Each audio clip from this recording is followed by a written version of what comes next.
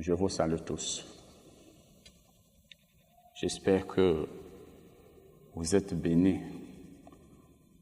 J'espère que vos vies sont transformées par les enseignements de ce ministère. J'espère que vous êtes édifiés, que votre vie n'est plus la même et que ces enseignements vous permettent d'avoir une plus grande connaissance de la parole de Dieu. Parce que c'est ça la volonté de Dieu pour vous, que vous grandissiez, que nous vous aidions à comprendre la parole et qu'ainsi, si vous la mettez en pratique, que votre vie ne soit plus la même. Ce n'est pas la volonté de Dieu qu'après un certain temps dans l'Église, on ne voit aucun changement. Aujourd'hui, nous allons commencer à enseigner, je vais enseigner sur le baptême dans l'eau. Le baptême dans l'eau. Lorsque nous allons dans la Bible, particulièrement dans le Nouveau Testament, nous voyons plusieurs mots grecs qui sont traduits par baptême. Plusieurs mots grecs. Vous savez, le Nouveau Testament a été écrit en grec. Et souvent, plusieurs mots sont traduits par le même mot en français. Souvent aussi, un mot grec est traduit par plusieurs mots en français. Donc, il y a le mot, le nom baptisme.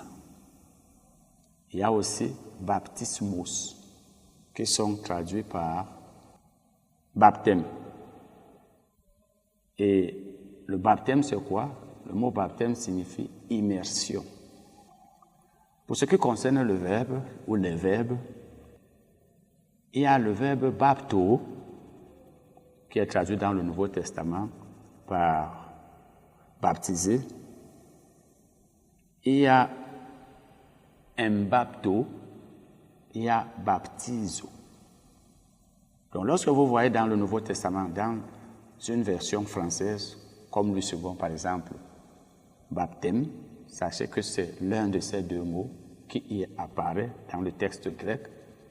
Et si c'est baptisé, c'est l'un des trois mots que je viens de citer. Donc, baptiser veut dire immerger. Et immerger veut dire plonger dans un liquide. Dans un liquide. Quand vous plongez quelque chose dans un liquide, vous êtes en train de le baptiser. Lorsque vous lancez quelque chose dans un liquide, par exemple dans de l'eau, vous êtes en train de baptiser cette chose-là. Donc, s'il n'y a pas immersion, il n'y a pas immersion. Donc, on n'a pas plongé un homme dans l'eau, ce n'est pas le baptême. Bibliquement parlant, ce n'est pas le baptême. Je le dis parce que dans certains milieux, on ne plonge pas les gens dans l'eau, dans de l'eau comme la Bible l'enseigne et comme on a fait dans toute la Bible. On fait autre chose et on dit qu'on les a baptisés. Non. Nous allons lire Hébreux 6, versets 1 et 2. C'est pourquoi, laissant les éléments de la parole de Christ, ouais, la Bible parle aussi des éléments de la parole de Christ. Si vous lisez ça dans la nouvelle version vivante, c'est une version anglaise, New Living Translation, vous allez voir que c'est écrit là, les enseignements de base. Le second dit, les éléments de la parole de Christ. Là-bas, c'est les enseignements de base au sujet de Christ. Dans d'autres versions, vous verrez les enseignements élémentaires. Dans d'autres encore, vous verrez les enseignements fondamentaux. C'est pourquoi, laissant les éléments de la parole du Christ, tendons à ce qui est parfait. C'est-à-dire, tendons à ce qui est mature. Le mot grec traduit ici par parfait, c'est mature. En fait, il signifie mature. Littéralement même, c'est tendons à la maturité. Sans poser de nouveau le fondement. Premièrement, donc, l'apôtre était en train de dire ici aux Hébreux, eh bien, allons vers les enseignements qui vous permettront d'être matures plutôt que de poser encore le fondement, plutôt que de donner encore les enseignements élémentaires qui vous ont déjà été donnés, à savoir le renoncement aux œuvres mortes, ça veut dire la repentance. Deuxième chose, la foi en Dieu. Troisième, la doctrine des baptêmes. Et c'est ce que nous sommes en train d'enseigner. Et vous voyez que c'est ici au pluriel. Doctrine des baptêmes. Donc il y a plusieurs baptêmes, comme on le verra. Ce n'est pas la doctrine du baptême. Je me rappelle, j'ai entendu un monsieur dire un jour, quelqu'un qui enseigne la Bible, il disait, il y a un seul baptême. Effectivement, c'est écrit dans la Bible. Mais ici, alors, la Bible dit, ici, la Bible parle de la doctrine des baptêmes. S'il y a un seul baptême dans l'Église, parce que pour lui, il y a un seul baptême d'eau. Or, lorsque la Bible dit qu'il y a un seul baptême, elle ne parle pas du baptême dans l'eau. Quatrième chose, donc, l'imposition des mains. Cinquième chose, la résurrection des morts. Et sixième, le jugement éternel. Bon, l'apôtre était en train de vouloir dire que plutôt que de recommencer à vous donner ces enseignements qui vous ont déjà été donnés, ces enseignements élémentaires, il faut que nous avancions, que nous commencions à vous donner des enseignements de la maturité, des enseignements qui vous permettront d'être matures. Parce que cela veut dire que ça, c'est la base. Il faut d'abord connaître ça. Et eux, ils étaient censés connaître ces enseignements avant d'aller à la maturité. Donc, le chrétien qui veut être mature doit d'abord commencer par la base. C'est lorsqu'on connaît ces enseignements élémentaires qu'on peut maintenant chercher à tendre à la maturité. Cela dit donc, je vais vous dire que je vais citer les différents baptêmes qu'il y a dans la Bible, ou plus précisément dans le Nouveau Testament. Les différents baptêmes. Il y a le baptême dans le corps de Christ, c'est-à-dire le baptême de conversion au Seigneur Jésus. Il y a le baptême de souffrance. Je sais qu'il y en a qui vont me poser la question de savoir comment est-ce qu'il peut y avoir un baptême de souffrance. Je ne suis pas en train d'enseigner sur le baptême en général, j'ai déjà eu enseigné ça dans certains milieux. Ça sortira certainement un jour par écrit. Eh bien, Jésus a parlé du baptême de souffrance. Lorsqu'il a demandé à ses disciples, pouvez-vous être baptisés du baptême dont je serai baptisé? Ça veut dire, pourrez-vous accepter la souffrance que je vais endurer sur la croix? Ça, c'est donc le baptême. On pourrait appeler ça le baptême de souffrance. Il y a aussi le baptême dans le Saint-Esprit. J'en ai déjà parlé. Je vous en ai déjà parlé. Le baptême dans le Saint-Esprit. Et le prophète Paul dit que c'est le baptême dans le Saint-Esprit. Ce n'est pas le baptême du Saint-Esprit. Lorsque vous voyez dans la Bible, vous serez baptisé du Saint-Esprit. C'est une mauvaise traduction. C'est vous serez baptisé dans le Saint-Esprit. Et enfin, il y a le baptême dans l'eau. Et c'est de ce baptême que nous allons parler. Le baptême dans l'eau. La Bible fait mention de deux baptêmes dans l'eau. Il y a le baptême de Jean-Baptiste et il y a le baptême chrétien. La première personne à être baptisée du baptême chrétien, c'est Jésus-Christ lui-même. Nous allons commencer à parler du baptême de Jean-Baptiste. Le baptême de Jean-Baptiste. Lisons Matthieu 3, versets 4 à 8, puis verset 11. Matthieu 3, versets 4 à 8 et verset 11. Jean avait un vêtement de poil de chameau et une ceinture de cuir autour des reins. Il se nourrissait de sauterelles et de miel sauvage.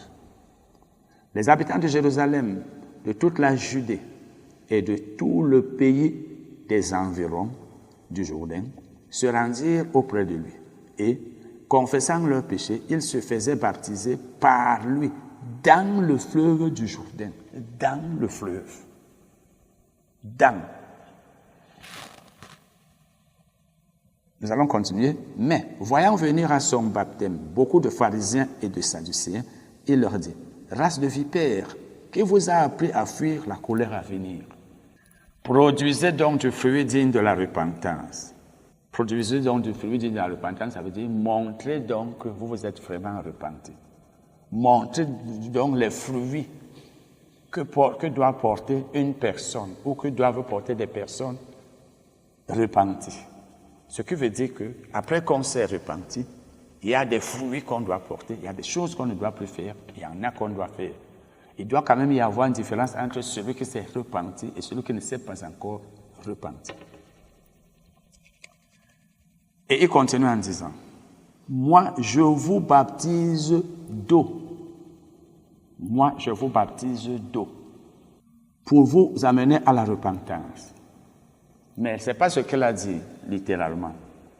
Parce que je vous ai dit tout à l'heure, on baptise dans quelque chose. Donc Jésus n'a pas dit, moi je vous baptise d'eau, comme cela est écrit ici dans la version Le Second de 1910. Mais la traduction littérale, c'est que, moi je vous baptise dans l'eau en repentance. Parce que ici, Le Second dit, moi je vous baptise d'eau pour vous amener à la repentance. C'est vrai que c'est ce que ça veut dire. Mais la traduction littérale, c'est, moi je vous baptise dans l'eau en repentance. Et quand il dit ici, produisez donc du fruit digne de la repentance, je vous dis ce que ça veut dire. Je vous ai dit ce que ça voulait dire. Nous allons lire maintenant Marc 1, versets 3 à 5. Marc 1, versets 3 à 5. Commencement de l'évangile de Jésus-Christ, Fils de Dieu, selon ce qui est écrit dans Ésaïe le prophète. Voici, j'envoie devant toi mon messager qui préparera ton chemin. C'est la voix de celui qui crie dans le désert. Préparez le chemin du Seigneur, aplanissez ses sentiers. Jean parut, baptisant dans le désert et prêchant le baptême de repentance. Jean prêchait le baptême de repentance pour la rémission des péchés. Pour la rémission des péchés. La traduction littérale en grec, c'est Jean parut, prêchant le baptême de repentance en rémission des péchés. Le mot rémission est synonyme du mot pardon. Tout le pays de Judée et tous les habitants de Jérusalem se rendaient auprès de lui. Et, confessant leurs péchés, ils se faisaient baptiser par lui dans le fleuve du Jourdain. Ils se faisaient baptiser par lui dans le fleuve du Jourdain. Vous voyez donc que le peuple, le message de Jean-Baptiste, c'était d'apprêter les cœurs pour qu'ils fussent prêts à recevoir Jésus-Christ. Parce que Jésus allait venir, il fallait donc les préparer. Il fallait les préparer, et cela avait déjà été annoncé dans l'Ancien Testament, la venue de Jésus. Jean était donc là à titre, on peut dire, transitoire, et il était là comme un intermédiaire entre l'Ancienne Alliance et la Nouvelle. Donc c'était un ministère temporaire. Le ministère de Jean-Baptiste était un ministère temporaire. Vous voyez donc que ces Juifs allaient se faire baptiser. C'était pour témoigner qu'ils changeaient de vie. C'était pour montrer qu'ils s'étaient repentis. Parce que quand une personne se repent, elle change de vie, elle change de comportement. La repentance, c'est en fait le fait d'abandonner une voie qu'on suivait, et on décide de suivre une autre. C'est pourquoi la personne qui s'est repentie n'a plus les mêmes caractères, le même comportement quand c'est mauvais. Donc ces gens voulaient montrer publiquement qu'ils s'étaient repentis. C'est pourquoi ils se faisaient baptiser. C'était pour cela. Et une fois qu'ils étaient baptisés, cela voulait dire en principe qu'ils avaient changé de vie et maintenant ils devaient s'attendre à Jésus. Ils devaient attendre que Jésus vienne, comme on va le voir tout à l'heure. Le changement de vie devait suivre le baptême, le comportement, la façon de vivre et de faire certaines choses.